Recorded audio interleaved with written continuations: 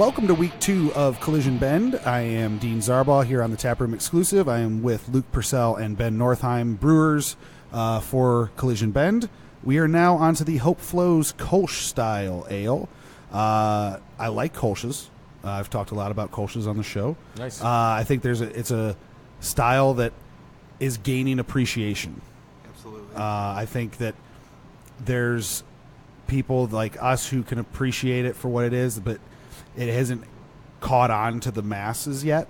And I'm starting to see it turn around a little bit. Yeah. And this is one of those that if people come in asking for like a light, crisp, easy drinking, crushable beer, this is perfect. Yeah, for sure.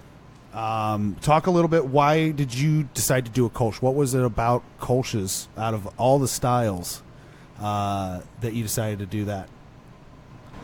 Well, I think it's more so a brewer's beer for us. So I think we wanted to have it on tap, but it's also a great beer for someone that may not be experienced with craft beer and they want to get into it. So it's a good beer for them to come into. Like our last beer we were talking about, this one is almost similar, light, crisp ale without the fruit in it. So it's a very approachable beer as well. I know Luke spent some time in Germany. They did. And over there drinking these beers, so I think that had a little bit more to do with it too. What was it like over there? I've never been. Like how was? So I was fortunate enough to be one of my some of my training was part of the Siebel Institute was Dolman's Academy, which is over in Germany, and I got to do a little like 2-week tour around, and part of that was Cologne, Germany, where the Kolsch style originated, and also a very close by city, Dusseldorf, where Altbier is the rival beer of the rival cities and the rival beers basically of each other. Very similar German ales.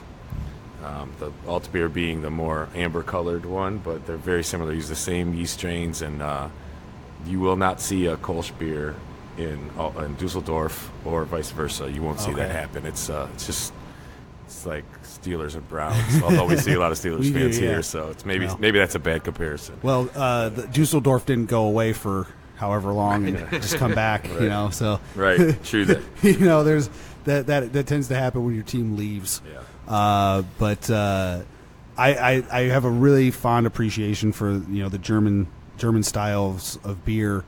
Why do you kind of see kolsches kind of making this kind of turn to seeing a bunch on the shelves now? I think there's probably several reasons. I mean, it is a brewer's thing. You walk into a room full of brewers. When I started in the industry, which was a few years ago, and you would see brewers drinking IPAs, and consumers were basically like, what's an IPA? Believe it or not, this is a true story. This really happened, because IPA was all but extinct. And that being said, we all know what happened to that style and how popular all IPAs are, and how every style that you can imagine has become. There's been an IPA version of that style now, because that's what we, us U.S. craft brewers do. Nowadays, we turn everything into an IPA.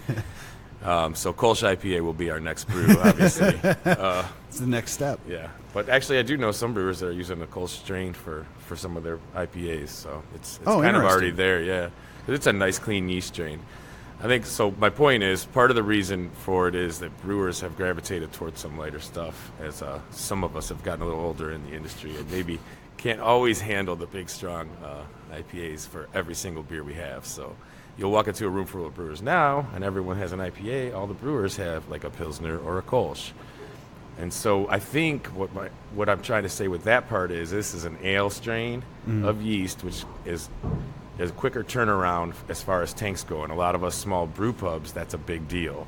Tank space is a big deal, and we can turn this Kolsch beer in about 2.5 weeks, whereas if we were doing a Pilsner or a Helles Lager or something like that, we're talking 4 to 6 weeks. Oh, wow. So to us, especially in the summertime down here, that's a big deal. And I would imagine a lot of other brewers would cite that as the same reason why they're choosing a Kolsch style as one of their light options rather than having a Pilsner all year round or something, as much as we all love the Pilsner style. It's been fun to see the turn towards the lighter styles, and I tell people a lot that's a way for the nerdiest of us to really tell how a brewer cuts their teeth. There's nothing to hide behind in a kolsch or an American light lager. Yeah. Would you agree with that, Ben? Yeah, absolutely. There's not much to it. So there's not a ton of hops in it. You're going to taste the malt character and a little bit of the hops in the style, but if there's any flaws in there, you're going to know right away. Yeah, and that's nice to kind of know. And it's been one of my favorite things to see is the American light lagers, these kolsches, trying these at different places when I've been out and about. It's nice to find stuff that isn't necessarily going to wreck my palate, Right. and I can have a few, Right. and still feel okay, and I don't feel like I'm going to lose my head or anything. Right. Because that's it's you see all these like triple IPAs, quadruple IPAs. Right. Like, how many IBUs can we throw into this thing? And Sure. I like me some bitter beers. Don't get me wrong, but it's nice to have beer Right. every once in a while when I just Yep. want to mow the lawn or something. Yeah. It's a good style to start with if you're hitting a brewery. Their Yeah. Kolsch style, like Ben said, if there's flaws, you're going to know it. So that kind of could give you a pretty good indication, like you said, of how that brewer is doing with everything. If you can taste a nice clean Kolsch, it's a pretty good bet that the rest of the beers are going to be pretty good. So that's why a lot of brewers and craft beer savvy drinkers go to that first, maybe when they go in, and then move on to whatever style they might prefer, IPA or a dark porter or something like that. Yeah, absolutely. Talking a little bit about your guys' system, you guys have a 15 barrel system, Correct. and how much are you guys like putting out yearly at this point? I think last year we came in right around 1,000 barrels. Oh wow!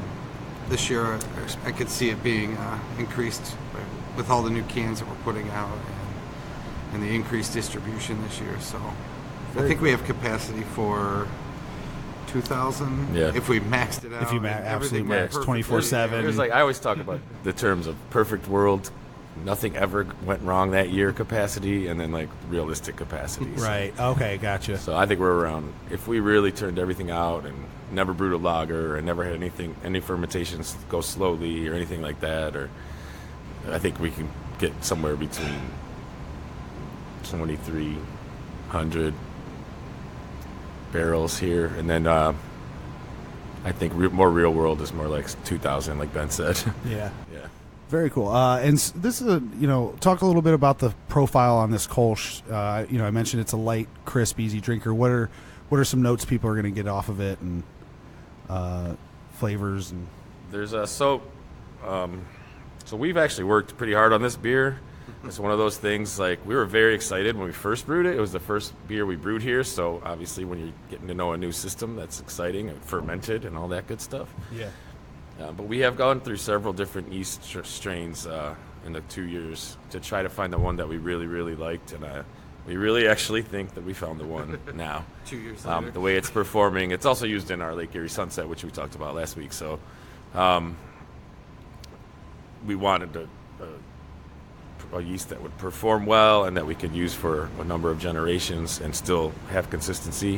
And we weren't getting that with some of the strains we tried. This is the one that's doing it for us. And the first batch of all the other ones have been like our favorite ones. And then as it got on to generations, it was not really what we wanted anymore pretty quickly. So this one's been doing exactly what we want to, and we're very excited that it's doing that. And it's crisp and dry. I think you're going to get you get a little bit of a fruity note in this. It should be a very, very clean beer, but obviously not flavorless, and that's not what we were going for. Right. This yeast throws a little bit of even some of that early part of fermentation. We got a little nervous about it because it had a little bit of almost that banana ester that you pick up at a Hefeweizen or something, slightly. But that dissipated before we put it on tap, so that worked out fine. But you do get a little bit of fruitiness, and mostly it's that just clean, crisp, dry finish, I think, that I love. Was that the banana clove that kind of was coming out early? Was that from the yeast? That's from the yeast, yeah. That's just from the temperature it's at, or Yeah, so we found with that strain the recommended temperature that they told us to use was a little higher than it should be. oh, okay. So that first batch, after that we dialed it back, and now we've got it in where those flavors aren't really coming through anymore. Gotcha. Yeah, and sometimes that's a system thing. So their recommendation might have been here based on their pilot brews or this or that or whoever they use for the comparison. And our tanks might be a little bit different shape, or all those kind of things actually matter. So it could be something like that. But yeah, we're having great success with it now with the temperatures we're using, and we love it. Yeah, it's a great beer. I'm glad to see it's taken off. And part of the can proceeds, you guys have been helping donate back to the Cleveland. So it's actually like cancer patients at the Cleveland Clinic. There's a foundation that we've partnered with called Champions of Hope, and what their role has become is kind of filling in the cracks of the things that people are getting help. And the gentleman who started it, his wife was going to the clinic for chemotherapy, and he noticed that people were having trouble in taking a taxi cab there and things like that. So this is actually their foundation is like providing rides, or maybe helping with when relatives have to stay in town and things like that. It's like things that kind of get missed with the normal things. So we loved what they were doing, and so yeah, like you said, part of the proceeds of all of the canned beer in this and all the draft in-house is going to that foundation to help cancer patients at the Cleveland Clinic.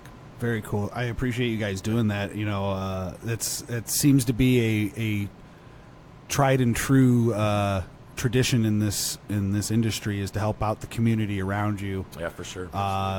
More so than you see in a lot of other industries, and it's great to see everybody give back any way they can to the local community. So thank you guys for that. I appreciate it. Anything you guys wanted to get out about the Hope Flows Kolsch profile, or anything that I might have forgotten to touch on? We've added this to our year-round can lineup as well, so you should be able to find this all the places we distribute, especially Heinen's. So yeah, go out and grab a 6-pack of it. Yeah, great absolutely. Beer. Great beer. Definitely go out and grab it off the shelf, or come in here, get it on draft. Both very good. Thank you guys for being here. Tune in next week for another edition of the Taproom Exclusive.